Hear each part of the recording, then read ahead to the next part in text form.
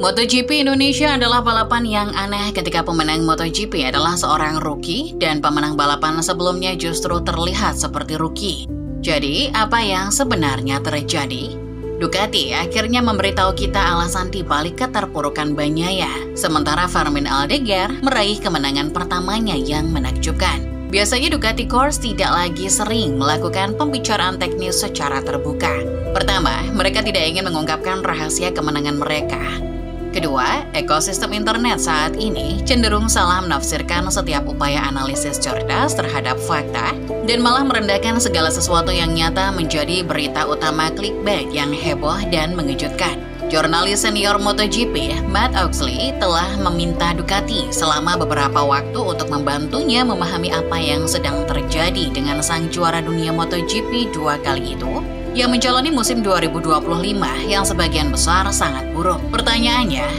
Pertanyaan besarnya sudah jelas. Bagaimana bisa Marquez melaju dengan nyaman meraih gelar juara 2025, sementara Bagnaia justru terpuruk hingga ia tiba di Motegi beberapa minggu lalu. Di GP Misano sebelumnya, Bagnaia finish di luar zona poin pada balapan sprint dan terjatuh di balapan utama. Namun di Motegi, ia meraih pole position, lalu memimpin di setiap putaran baik di balapan sprint maupun balapan utama. 1 minggu kemudian di Mandalika, ia finish di posisi terakhir pada balapan sprint dengan catatan waktu 2 detik lebih lambat dari pemenang, Marco Bezzecchi. Kemudian tak lama, ia terjatuh dari posisi terakhir di balapan utama. Semua ini sama sekali tidak masuk akal. Balap motor adalah olahraga teknis, karena seorang pembalap bukanlah apa-apa tanpa teknologi di bawahnya. Namun lebih dari segalanya, balap motor adalah olahraga psikologis. Mentalitas seseorang benar-benar diuji ketika harus bertarung saling berhimpitan pada kecepatan 350 km per jam, mencoba mengerem 1 meter lebih lambat dari pembalap lain saat memasuki tikungan yang cepat, di mana sebuah kesalahan kemungkinan besar akan mengirim pembalap ke rumah sakit. Tentunya pembalap MotoGP membutuhkan tingkat kepercayaan diri yang luar biasa besar untuk melakukan ini. Dan jika motornya tidak memberikan kepercayaan diri itu, maka pembalap sulit untuk melakukan apa yang biasa diinginkan pada motornya. Kepercayaan diri ini sebagian besar terkait dengan feeling pada bagian depan motor, yang bisa dibilang merupakan aspek terpenting dalam balap motor. Hal ini karena jika pembalap tidak bisa masuk tikungan lebih cepat, maka akan mengorbankan keseluruhan tikungan tersebut, dan akibatnya keseluruhan catatan waktu putaran terpengaruh. Feeling pada bagian depan adalah sebuah percakapan antara pembalap dan sepeda motor, khususnya antara pembalap dan ban depan. Ibarat kata, ban bisa berbicara dan memberi feedback kepada pembalap, meskipun lebih seperti sebuah bisikan jika dibandingkan dengan ban belakang yang lebih mudah didengar atau dirasakan. Gerakan-gerakan kecil pada karet dan karkas ban dapat memberitahu pembalap apa yang sedang terjadi di titik kontak antara ban dan aspal.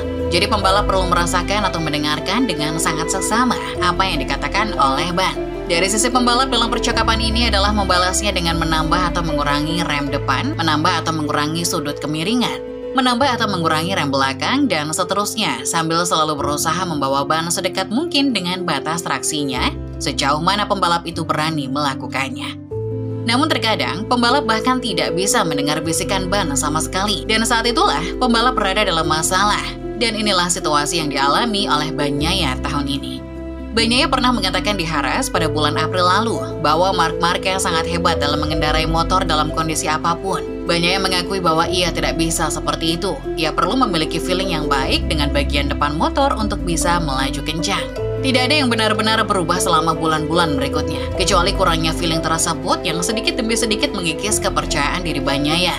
Jika pembalap tidak bisa mendengar apa yang dikatakan oleh ban depan, hal pertama yang pembalap sadari saat terjadi masalah ketika melesat masuk ke tikungan adalah ban depan terkunci dan meluncur di atas aspal atau menutup saat pembalap mulai merebahkan motor.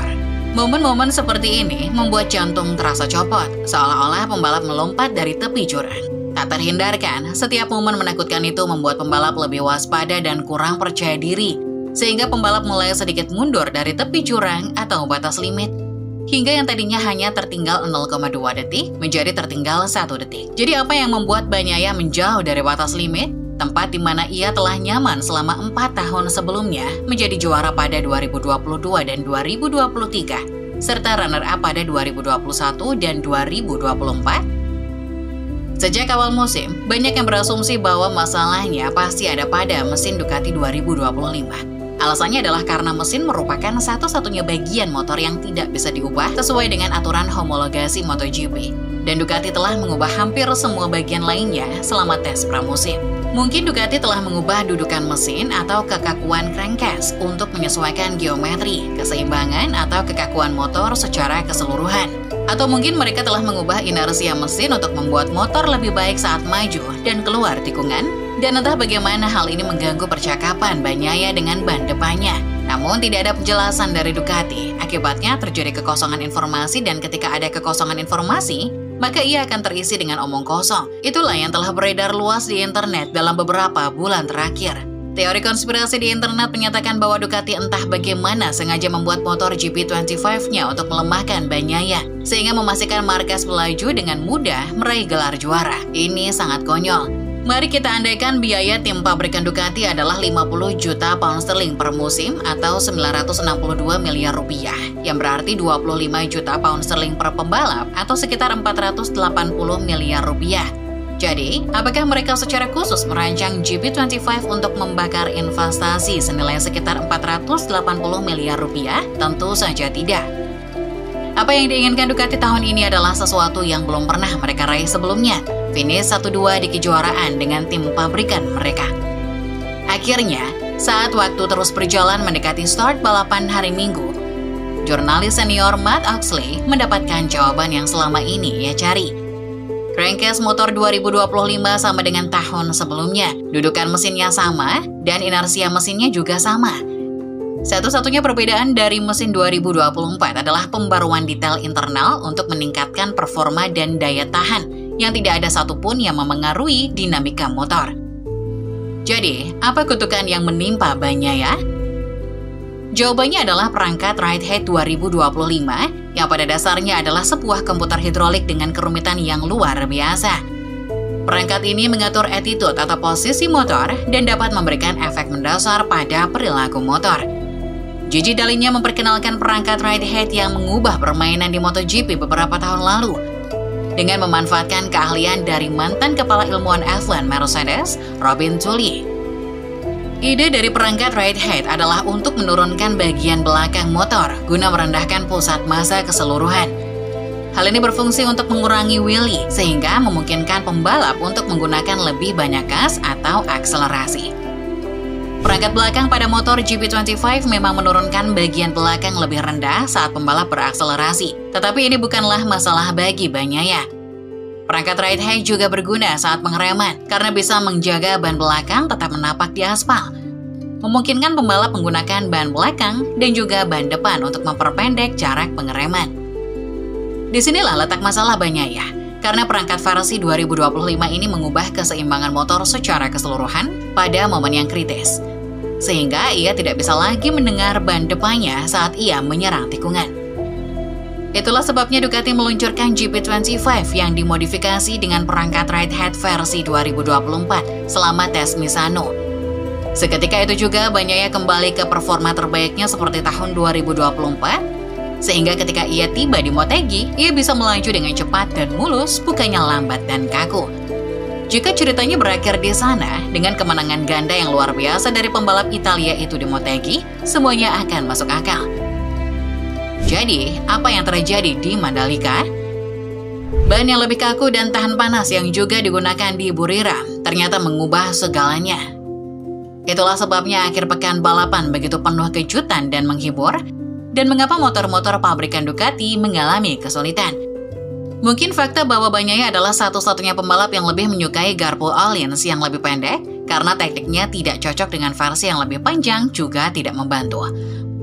Mungkin kombinasi kedua faktor ini, ban kaku dan garpu pendek, yang merenggut sihir yang ia miliki di Motegi. Mungkin saja. Tetapi terjatuh adalah satu hal, sementara terjatuh dari posisi terakhir adalah hal yang sama sekali berbeda. Jadi, faktor-faktor itu tentunya tidak bisa menjelaskan performa terburuk dalam karirnya. Hanya ada satu penjelasan untuk akhir pekannya yang membawa bencana. Apapun yang memberinya feeling di Motegi, tidak ia rasakan di Mandalika. Dan kepercayaan dirinya yang sudah rapuh, akhirnya benar-benar hancur berkeping-keping.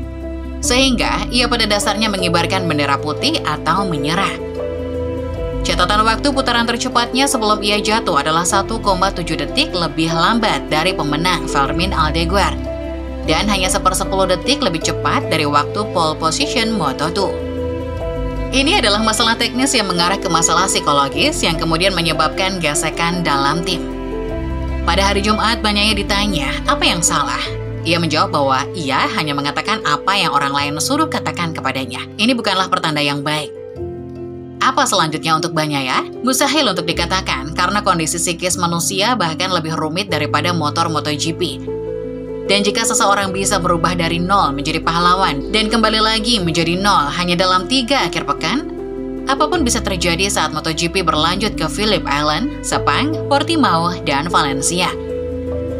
Meskipun Bagnaia sedang mengalami mimpi buruk dengan motor GP25, ia bukanlah satu-satunya yang kesulitan dengan motor tersebut. Pembalap VR46 Fabio Di Giannantonio berada di urutan ke-7 secara keseluruhan. 4 posisi di belakang Bagnaia dan 6 di belakang sang juara dunia. Ia juga menyoroti sifat motor yang tidak menentu. Di Giannantonio mengatakan bahwa ketika motornya terasa bagus, performanya benar-benar luar biasa. Yang ia inginkan hanyalah feeling yang konsisten dengan motornya. Dan feeling yang konsisten itulah yang tampaknya tidak terlalu dibutuhkan oleh Marquez. Hal ini karena ia memiliki feeling supernatural terhadap ban depan, sehingga ia bisa mendengar pembicaraan ban dan bereaksi, sementara pembalap lain tidak bisa melakukannya. Sementara semua ini terjadi, Ducati menobatkan pemenang MotoGP terbarunya, Aldeguer, yang berusia 20 tahun. Ia sekarang menjadi pemenang kelas utama termuda kedua di antara Marquez dan superstar tahun 1980-an, Freddie Spencer.